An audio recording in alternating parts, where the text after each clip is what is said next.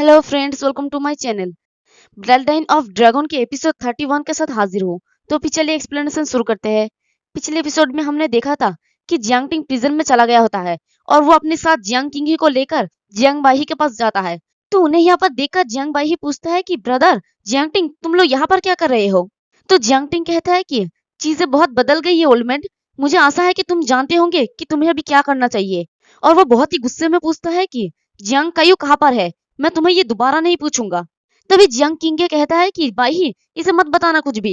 और वो हंसते हुए जियांग टिंग को कहता है कि जियांग टिंग, तुम जियांग कायू को कभी नहीं बचा सकते, भले ही तुम जीत जाओ। तो जियांग टिंग उसे दूर ढकेल देता है और कहता है कि तुम कुछ ज्यादा ही बक रहे हो। तो उसे तुरंत जियांग लियांग पकड़ लेता है। आप लोगों को याद ही होगा कि कंपटीशन में जियांग टिंग डेथ गेट में जाने से पहले ये जियांग लियांग ही उसे सारे गेट के बारे में बता रहा था। तो जियांग टिंग जियांग बाई के पास जाके कहता है कि जियांग बाई, तुम्हारे पास दो ही चॉइस है। पहला, इसी तरह जियांग किंग के लिए लॉयल रहो और यही अकेले मरो।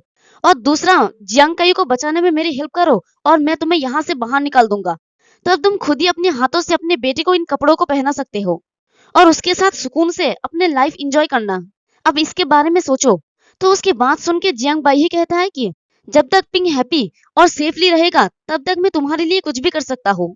फिर वो उन तीनों को लेकर एक बड़ा सा दरवाजे के सामने जाके खड़ा होता है और वो कहता है कि जियांग कायू उस समय के सबसे जीनियस मास्टर थे। उसका टैलेंट रिमार्केबल था और सभी उसके जैसे ही बनना चाहते थे। इनफैक्ट मुझे फैमिली की झमेलों में कोई इंटरेस्ट नहीं है, लेकिन अभी की सिचुएशन को देखते हुए मुझे लगता है कि मेरे पास कोई और रास्ता नहीं है। शायद यही मेरी गुनाहों से मुक्ति दे सकते हैं।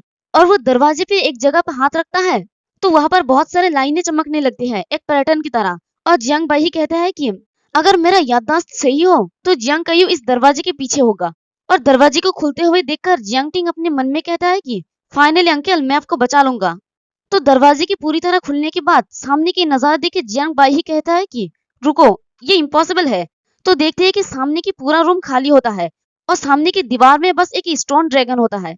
तो ये देख के जियांग टिंग अपने मन में कहता है कि स्टोन ड्रैगन ये एक ताले के रूप में है।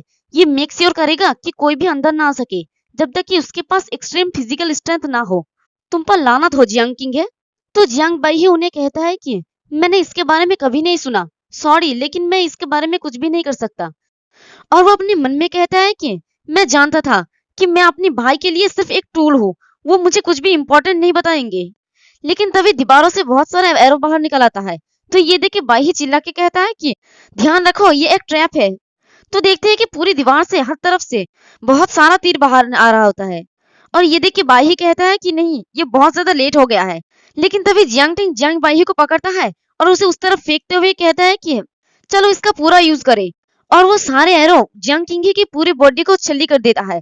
लेकिन तभी देखते हैं कि वो असल में जियांग किंग नहीं बल्कि एक पपिट होता है। और उस एरो के लगने की वजह से उसके ऊपर का जो स्किन होता है वो उतरने लगता है।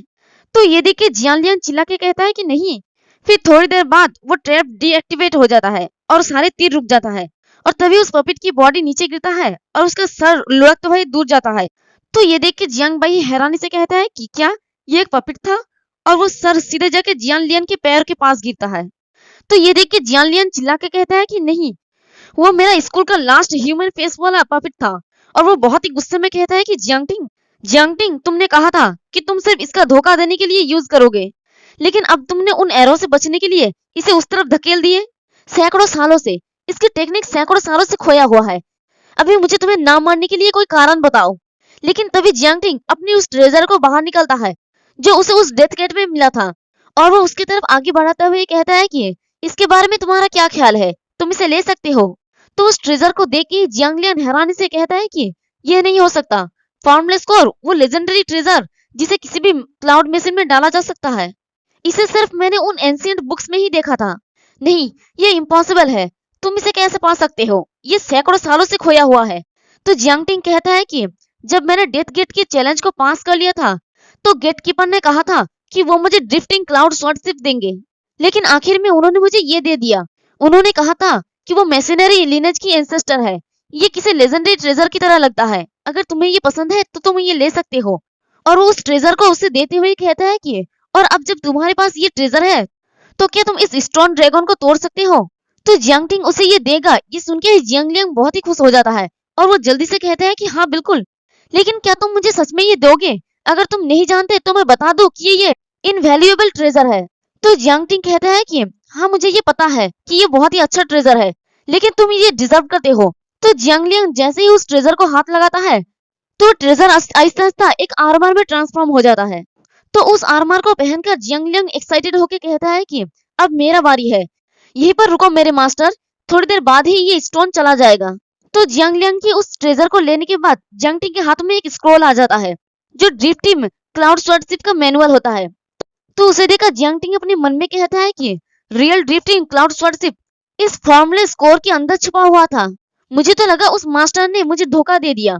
चैलेंज के जरिए ट्रेजर को निकाला जा सकता है, लेकिन इसे सिर्फ मिशनरी लिनहेज ही खोल सकता है। ये प्रोफाउंड है। तभी जियांग बाई जियांग टिंग से पूछता है कि तुमने आखिर मुझे बचाया क्यों है? तो जियांग टिंग कहता है कि मैंने प्रॉमिस किया था कि मैं तुम्हें इस जेल से बाहर निकालूंगा और तुमने मेरे हेल्प करने के लिए रिस्क उठाया है, तो मैं तुम्हें इस तरह से मरती हुई नहीं देख सकता। तो बाई ही कहता है कि लेकिन मैंने वो ब्लैक इविल सील यूज करके लगभग तुम्हें मार ही डाला था। तो जियांग टिंग कहता है कि फिलहाल इसे भूल जाओ, लेकिन अगर मुझे पता चला कि तुमने फैमिली को धोखा दिया है तो मैं तुम्हें नहीं छोड़ूंगा। और अब जबकि हमें नहीं पता कि गद्दार कौन है, तो तुम अभी हम में से एक हो। और दूसरी तरफ जियांग लियांग अपनी उस आर्मर को उस स्टॉर्म ड्रैगन पर रखता है, जिससे एक एनर्जी बाहर निकलता है। ये देखे जियांग लियांग कहता है कि काम हो गया। तो देखते हैं कि आहिस्ते आहिस्ते वो दरवाजा खोलने लगता है और जियांग लियांग खुश होकर कहता है कि यंग मास्टर दरवाजा अब खुल गया है, यहाँ आओ। ओ गॉड, मैं इस फॉर्मलेस कोर के साथ कितना हैंडसम लग रहा हूँ।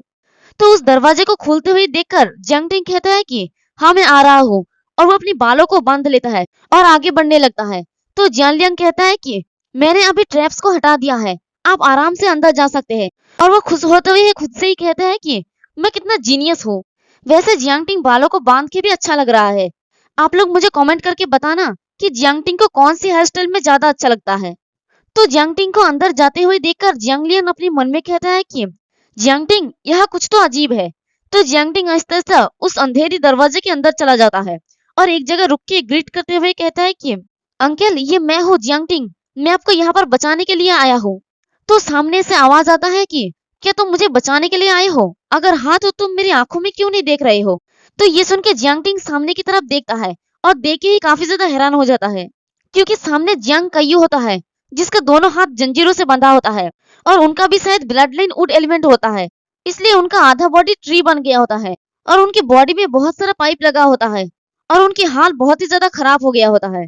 और वो कहता है कि तुम बहुत ही जल्दी आ गए। और इसी के साथ हमारा ये वाला एपिसोड भी खत्म होता है। एक्सप्लेनेशन पसंद आई तो कमेंट करके जरूर बताना, वीडियो को लाइक और चैनल को सब्सक्राइब कर देना। शुक्रिया।